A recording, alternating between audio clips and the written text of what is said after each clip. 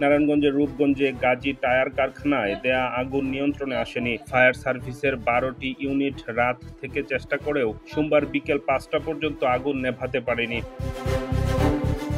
এ ঘটনায় এখন পর্যন্ত ১৭৩ জন নিখোঁজের খবর পাওয়া গেছে। এর আগে রোববার রাত ৯টার দিকে কারখানাটিতে লুটপাট চালানোর পর আগুন দেয় দুর্বৃত্তরা। বিষয়টি নিশ্চিত করেছেন কারখানার সহকারী মহাব্যবস্থাপক সাইফুল ইসলাম। তিনি বলেন, সোমবার বিকেল থেকে কয়েকশো লোক কারখানার ভেতরে ভাঙচুর ও লুটপাট চালায়। লুটপাট শেষে রাতে একাধিক ভবনে আগুন ধরিয়ে দেওয়া হয়। ফায়ার সার্ভিস আগুন নেভাতে এলেও তারা নিয়ন্ত্রণে আনতে পারেনি সারা রাতেও। লুটপাট ঠেকাতে পুলিশের সহায়তা চেয়েও পাওয়া যায়নি।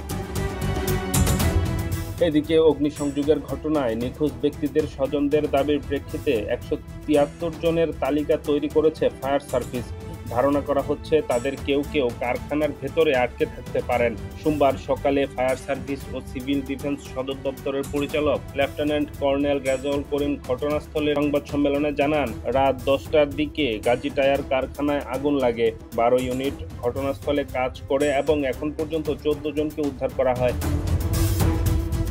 গাজী গ্রুপের মালিক গোলাম দস্তগীর গাজী, যিনি আওয়ামী লীগের সাবেক মন্ত্রী ও নারায়ণগঞ্জ ১ আসনের সাবেক সংসদ সদস্য ছিলেন।